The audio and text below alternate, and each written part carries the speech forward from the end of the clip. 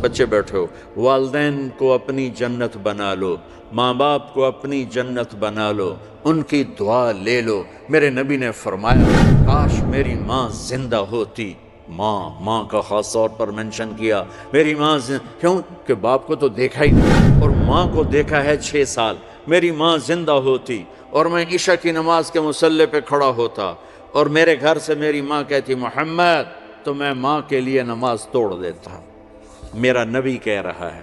اور جب آپ حج پہ تشریف لے گئے اور ابوا کے میدان سے گزرے جہاں میرے نبی کی والدہ کا انتقال ہوا تھا، اس بات کو 57 سال گزر چکے ہیں۔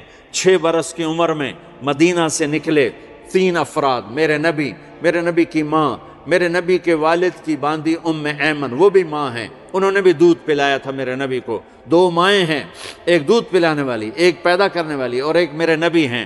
جب ابوا کے پہاڑوں میں پہنچے تو اچانک ہارٹ اٹیک سے حضرت آمنہ 25 سال کی عمر میں انتقال فرما گئیں، اور میرے نبی نے اتنا اس کا غم لیا۔ 6 سال کا بچہ، میں سن 2000 میں وہاں گیا تھا، میرے آنسو نہیں رکنے کو آ رہے تھے کہ کہاں میرے نبی کی ماں کو اللہ نے اٹھایا، نہ کوئی آسرا، نہ کوئی سہارا، نہ کوئی رشتہ، نہ کوئی جھولی، نہ کوئی چھاؤں، ایسے تنہا یتیم کر دی۔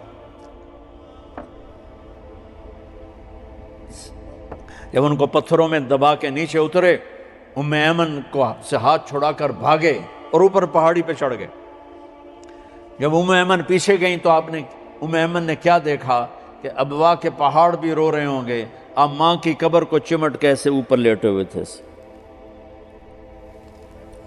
قبر کو پکڑا ہوا تھا، اوپر لیٹے ہوئے تھے۔ جب ایمن قریب آئیں تو سنا آپ کہہ رہے تھے اماں جی، آپ کو تو پتا تھا آپ کے سوا میرا کوئی نہ تھا، آپ مجھے چھوڑ کے کہاں چلی گئی، کیوں چلی گئی؟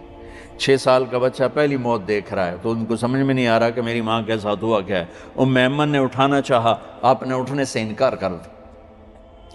اس صدمے کو سینے میں لیے ہوئے 57 سال کے بعد، 7ویں دن بندہ رو نہیں سکتا، رونا ہی چاہے تو رونا نہیں آمدا، 57 سال کے بعد آپ اس وادی سے گزرے، آپ نے اونٹنی کو ماں کی قبر کی طرف موڑ دیا، اور ان پلرز کو 3 گنا کرو تو وہ پہاڑ بنتا ہے، چھوٹی پہاڑی تھی۔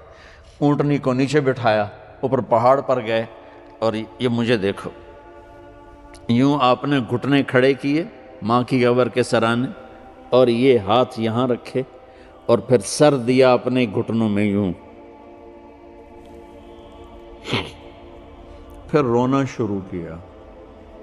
اتنا روئے، اپریل کا مہینہ تھا، دھوپ سر پہ پڑ رہی تھی، ہم تو ٹھنڈی دھوپ میں بیٹھے ہیں، شدید دھوپ میں بیٹھے تھے، اور اس کنڈیشن میں یہ بچوں کا سٹائل ہوتا ہے جب لمبا رونا ہو تو وہ یوں بیٹھتے ہیں سر اندر دے کر۔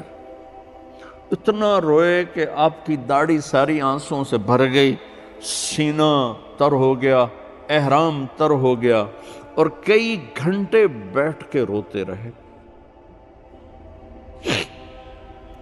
2 جہان کے سردار ہو کر تمنا کر رہے ہیں کاش اماں تو زندہ ہوتی، تو مجھے کہتی محمد میں تیرے لیے نماز توڑ دیتا۔ اور میرے نبی نے، یہ بچیاں غور سے سنو، میرے نبی سے پوچھا گیا یا رسول اللہ قیامت کب آئے گی؟ آپ نے فرمایا یہ تو اللہ کو پتہ ہے۔ نے کہا یا رسول اللہ کوئی نشانی بتا دے، تو آپ نے فرمایا جب بچیاں ماؤں کو ذلیل کریں گی تو قیامت آ جائے۔ جب بیٹیاں ماؤں کے ساتھ بدتمیزی کریں گی اور ماؤں کو ذلیل کریں گی تو قیامت آ جائے گی۔ ایک ماں بیٹی کو میں بھول نہیں سکتا، ماں کے موٹے موٹے آنسو گر رہے تھے، اور بیٹی ماں سے کہہ رہی تھی بھوک نہیں، ہماری اپنی وہ پنجابی زبان، بھوک نہیں، ہوئے یہ تو ہم نوکر کو کہتے ہوئے ڈرتے ہیں، وہ ماں سے کہہ رہی تھی بھوک نہیں، یعنی بکواس نہ کر، رو آگے چپ، صرف آنسو اس کے گر رہے تھے ایسا۔ شاید وہ یاد کر رہی تھی کہ 9 مہینے کیسے اس کو میں نے پیٹ میں پالا، جنتے ہوئے کتنی تکلیفوں سے گزری، اور اس کو دودھ پلاتے ہوئے کتنی راتیں میں نے کاٹ کے گزاری، اور اس کے پیشاب دھوتے ہوئے کتنی دفعہ میں سردی میں ٹھٹھری، اور آج جو مجھے کہہ رہی ہے بھوک نہیں۔ اس لیے میرے نبی نے فرمایا جس نے ماں باپ کو دکھ دیا، سنو غور سے بچوں سارے سنو، جس نے ماں باپ کو دکھ دیا اس پہ اللہ کی لعنت، اس پہ فرشتوں کی لعنت، اس پہ زمین آسمان کی لعنت، نہ ان کی نماز قبول ہے، نہ روزہ قبول ہے، نہ صدقہ قبول ہے۔ میرے نبی کی زندگی کا دوسرا روپ حقوق العباد، نماز حقوق اللہ میں آ جاتی ہے، میں حقوق العباد کی تھوڑی سی وضاحت کر رہا ہوں۔ ماں باپ زندہ ہیں تو دعا لے لو۔ والدین سے کہتا ہوں بچوں کو عزت دو، جہاں اولاد ماں باپ کے حقوق ہیں وہاں اولاد کے حقوق ہیں، اولاد کو عزت دو، اولاد کو عزت دو، اولاد کو عزت دو۔ بہت سی اولاد کی نافرمانی کا ذریعہ ماں باپ بن رہے ہیں، سختی کر کے، زبردستی کر کے اور ٹھونس کر چیزیں نوکروں کی طرح سلوک کر کے۔ میرے نبی کے گھر میں جب بیٹی فاطمہ ملنے کے لیے آتی تھیں تو میرے نبی بیٹھے نہیں رہتے تھے، یا اب چیئر پہ بیٹھے ہوئے بی بی فاطمہ آ گئی، اب زمین پہ بیٹھے ہوئے ہیں بیٹی آ گئی، اب چارپائی پہ لیٹے ہوئے ہیں بیٹی آ گئی۔ میرے نبی کیا کرتے تھے؟ کھڑے ہو جاتے تھے، کھڑے ہو جاتے، ایک دم کھڑے ہو جاتے تھے، اور پھر کھڑے نہیں رہتے تھے، تیزی سے آگے بڑھتے تھے اور حضرت فاطمہ کا ہاتھ پکڑ لیتے۔ یہ والدین غور سے سنو، حضرت فاطمہ کا ہاتھ پکڑ لیتے تھے اور ہاتھ پکڑ کے مجھے دیکھو یوں بوسہ لیتے تھے، بیٹی کا بوسہ لیتے تھے، پھر ہاتھ چھوڑتے نہیں تھے، ہاتھ پکڑے پکڑے لاتے لاتے لاتے ان کو چارپائی پر پہلے بٹھاتے تھے پھر خود بیٹھتے تھے۔ یہ باپ اور رسول ہو کر بیٹی کو یہ عزت دیتے تھے۔ پھر وہ جنت کی عورتوں کی سردار بنی، پھر وہ جنت کے سرداروں کی ماں بنی، پھر وہ اللہ کے شیر کی زوجہ بنی۔ تو والدین سے کہتا ہوں کہ اپنے بچوں کو عزت دو، عزت دو، عزت دو، عزت دو۔ پھر آپ سے زندگی کے بڑے فیصلے ہیں شادی، آپ لوگ اکٹھے پڑھتے ہو لڑکے لڑکیاں، اپنی شادی کے فیصلے خود نہ کرو، اپنے ماں باپ کے حوالے کرو، اس میں شرافت بھی ہے، اس میں برکت بھی ہے، اس میں رحمت بھی ہے، اور اس میں والدین کی دعائیں بھی ہیں۔ کورٹ میرج کو ہوا نہ دو، boyfriend girlfriend culture ہمارا نہیں ہے۔ میرے نبی کے طریقے میں مرد اور عورت کا صرف نکاح سے تعلق ہے، اس کے علاوہ سب جہنم کی آگ ہے۔ اور والدین سے کہتا ہوں کہ اپنے بچوں سے پوچھ کے رشتے کرو، زبردستی مت کرو۔ میرا معاشرہ بہت سنگین قسم کے جرم کا شکار ہے، بچوں پہ مسلط کر دیتے ہیں، ایتھے ہی کرنی ہے، جٹاں چی کرنی ہے، بٹاں چی کرنی، پتہ نہیں آئے کتوں جٹ بٹ۔ چلو تم ناراض نہ ہو، راجپوتاں چی کرنی، میں راجپوت ہوں، میں اپنی قوم کو بھی رگڑ دیتا ہوں، راجپوتاں چی کرنی، اگاں کرنی ہی کوئی نہیں۔ یہ ظلم و ستم اولاد پہ مت کرو، اپنی بچی سے پوچھو، اگر بیٹی ہاں کرے تو پھر قدم اٹھاؤ، اگر بیٹی کہہ دے میں نہیں کرنا چاہتی تو وہ نافرمان نہیں ہے۔ اللہ کے واسطے میری سنو، صرف تم نہیں سن رہے، اس کیمرے سے لاکھوں کروڑوں لوگ سن رہے ہیں۔ اگر بیٹا یوں کہہ دے کہ ابا میں نے یہاں شادی نہیں کرنی، میرا جی نہیں چاہتا ہے، تو وہ بیٹا نافرمان نہیں ہے، فرما بردار ہے، اس نے شریعت کا حق استعمال کیا ہے۔ اب ایسا ظلم مت کرو کہ نہیں اتھے ہی کرنی ہے، اتھے گھروں نکل جا۔ زندگی تم نے تو نہیں گزارنی، زندگی تو بچے نے گزار، میں قربان جاؤں۔ ایک حدیث سنو پہلے، پھر اگلی بات سنو۔ ما تزوجت وما زوجت الا بوحی من السماء نزل به جبریل۔ لوگو سنو، میں نے جہاں شادی کی، میں نے جہاں بیٹی کی شادی کی، پہلے آسمان سے جبریل فرشتہ اللہ کا حکم لے کر آیا، پھر میں نے قدم اٹھایا۔ سمجھ گئے میری یہ بات؟ سمجھ گئے سارے؟ اب اگلی سنو۔ حضرت علی فاطمہ کا رشتہ لینے آ گئے، اور جبریل ان سے پہلے آ گئے کہ یا رسول اللہ فاطمہ علی کے لیے ہے۔ باپ محمد مصطفیٰ جیسا ہے، رشتہ مانگنے والا علی جیسا ہے، اور بیٹی فاطمہ جیسی ہے۔ اور آپ پوچھتے ہیں علی کیسے آئے؟ وہ شرم کی وجہ سے کچھ کہہ نہ سکے، چپ۔ آپ کو تو پتہ تھا، آپ نے فرمایا فاطمہ کے رشتے کے لیے آئے ہو؟ کہا جی۔ تو جبریل تنال بیٹھا ہوا ہے کہ یا رسول اللہ اتھے ہی کرنا ہے۔ آپ نے ہاں نہیں کی، آپ نے کہا انشاءاللہ، اور یہ کہہ کر اٹھ گئے۔ انشاءاللہ نبی کا ہاں ہی ہوتا ہے، لیکن جبریل کے آنے کے باوجود اور اللہ کے کہنے کے باوجود میرے نبی کو بھی پتہ ہے کہ یہ رشتہ یہاں کاتب تقدیر نے لکھ دیا ہے، لیکن امت کو سبق سکھانے کے لیے آپ گھر تشریف لے گئے۔ بیٹی فاطمہ کہ جی یا رسول اللہ، کہا علی کا رشتہ آیا ہے، میں ہاں کر دوں؟ سبحان اللہ۔ میں اپنے دیہاتی بچیوں پہ مجھے رونا آ گیا کہ جنہیں پتہ ہی نہیں ہوتا سانو کہیں دے نال بندے پہ جانور ہے یا انسان ہے۔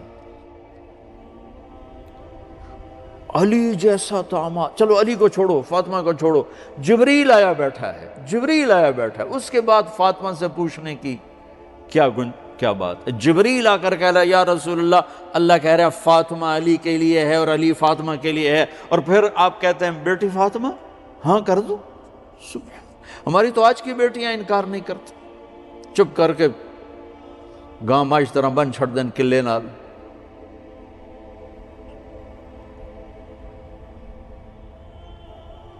کوئی ان کے اندر کے جذبات کو سننے والا کوئی نہیں ہوتا، اپنی انانیت پر یہ فیصلے کرتے ہیں، اور میرا نبی کہہ رہا بیٹی ہاں کر دو۔ سبحان اللہ۔ آپ کا کیا خیال ہے، فاطمہ نے انکار کرنا تھا؟ یہ بیٹیاں نہیں انکار کرتی تو فاطمہ نے کہاں کرنا تھا؟ لیکن یہ سبق دینا تھا ان والدین کو جو نادانی میں نادانی کے فیصلے کر کے اولاد کو ہمیشہ ایک ٹھنڈی آگ میں دھکا دے دیتے ہیں۔ حضرت فاطمہ رضی اللہ تعالیٰ عنہا نے جب ہاں کی، پھر آپ باہر نکلے۔ اچھا مزے کا واقعہ ہوا، حضرت علی اٹھ کے باہر نکلے تو صحابہ باہر کھڑے انتظار کر رہے تھے کہ کیا ہوا۔ حضرت علی کو بھیجنے والے تھے عبد الرحمن بن عوف۔ پہلے ابو بکر گئے تو آپ نے انکار کر دیا، عمر گئے رشتہ مانگا، آپ نے انکار کر دیا۔ عبد الرحمن بن عوف نے علی سے کہا آپ جائیں، آپ کا رشتہ رد نہیں ہوگا۔ کہنے لگے میرا تو ذاتی گھر بھی کوئی نہیں، مجھے کہاں سے رشتہ ملے گا، میں تو بالکل غریب ہوں۔ کہ نہیں تم جاؤ۔ تو واپس آتے انہوں نے عبد الرحمن بن عوف پہ چڑھائی کر دی، ویکھیا ہے نا تو میں نو گلے آئی، انکار ہو گیا۔ تو صحابہ نے پوچھا کیا ہوا؟ کہا کچھ کہا ہی نہیں، چپ کر کے اٹھ گئے۔ تو عبد الرحمن بن عوف کہنے لگے کچھ بولے صحیح، کہ بس اتنا کہا انشاءاللہ کا تو مبارک ہو، نبی کا انشاءاللہ ہاں ہوتا ہے۔ کہا اچھا، تو اتنے میں آپ باہر تشریف لے۔ کہا علی، کہا جی، کہا لو بلاؤ، لوگوں کو بلاؤ۔ ساری مسجد بھر گئی، آپ کی ساری مسجد فل ہو گئی۔ آپ ممبر پہ کھڑے ہوئے علی کو سامنے بٹھایا، کہا لوگو یہ جبریل میرے پاس اللہ کا پیغام لائے ہیں کہ میں فاطمہ بنت محمد کا نکاح علی بن ابی طالب کے ساتھ کر دوں۔ پھر آپ نے خطبہ پڑھا اور کہا کہ علی، ہائے ہائے ہائے، میں نے فاطمہ بنت محمد کو 400 درہم مہر کے عوض تیرے نکاح میں دیا، تو نے قبول کیا؟ حضرت علی نے زور سے نعرہ لگایا میں نے قبول کیا، اور سجدے میں چلے گئے، اللہ کا شکر کا سجدہ ادا کیا۔ پھر میرے نبی نے وہیں سارے مجمع کو شہد کا شربت پلایا اور تازہ کھجوریں کھلائیں، اور پھر جب رخصتی ہوئی تو آپ نے حضرت علی سے فرمایا کہ آپ آ کے لے جاؤ۔ پھر آپ نے حضرت ام سلمہ، حضرت حفصہ اور جناب حضرت عائشہ رضی اللہ تعالیٰ عنہ، ان تینوں کو بلا کر فرمایا تمہیں پتہ ہے نا مجھے فاطمہ سے کتنا پیار ہے، تو تم فاطمہ کو دلہن بناؤ، اس کی تیاری کرواؤ، اسے دلہن بناؤ۔ تو ان تینوں نے حضرت فاطمہ کو دلہن بنایا۔ پھر آپ نے حضرت علی کو پیغام بھجوایا، وہ تشریف لائے، اپنی اونٹنی لے کر آئے، حضرت عقیل ساتھ ہے، سلمان فارسی ساتھ ہے، اور دروازے پر اونٹنی بٹھائی، آپ علی کو اندر لے گئے اور یوں فاطمہ کا ہاتھ پکڑ کے علی کے ہاتھ میں دے کر فرمایا علی تمہیں نبی کی بیٹی مبارک۔ سبحان۔ پھر آپ نے کہا میری بیٹی فاطمہ، مجھے اپنے خاندان میں جو سب سے زیادہ محبوب تھا میں نے تیرا ہاتھ اس کے ہاتھ میں دے دیا ہے۔ والدین سے کہتا ہوں اپنے نبی کی زندگی پڑھو۔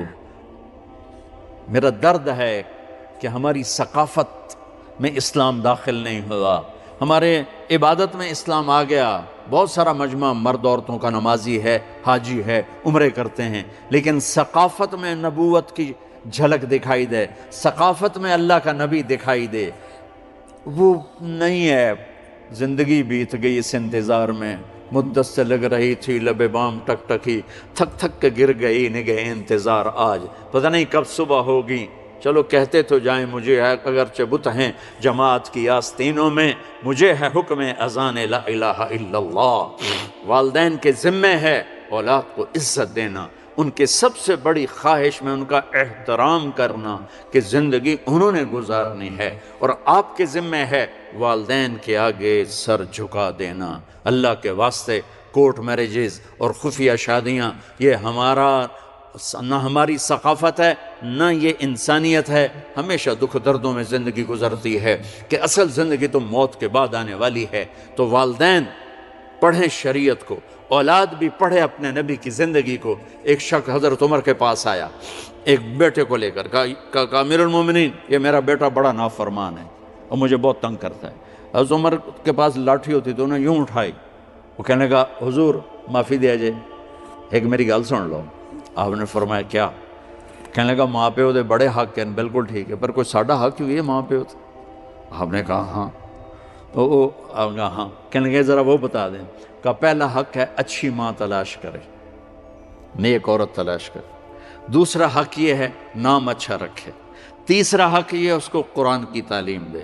کہا جی پھر سن لو حضرت جی، ایسا میرے پیو کو پوچھو اس حبشی عورت نال شادی کر کے مینوں حبشی ماں دیتی، انہوں کوئی عرب ماں ہی نہیں لتی۔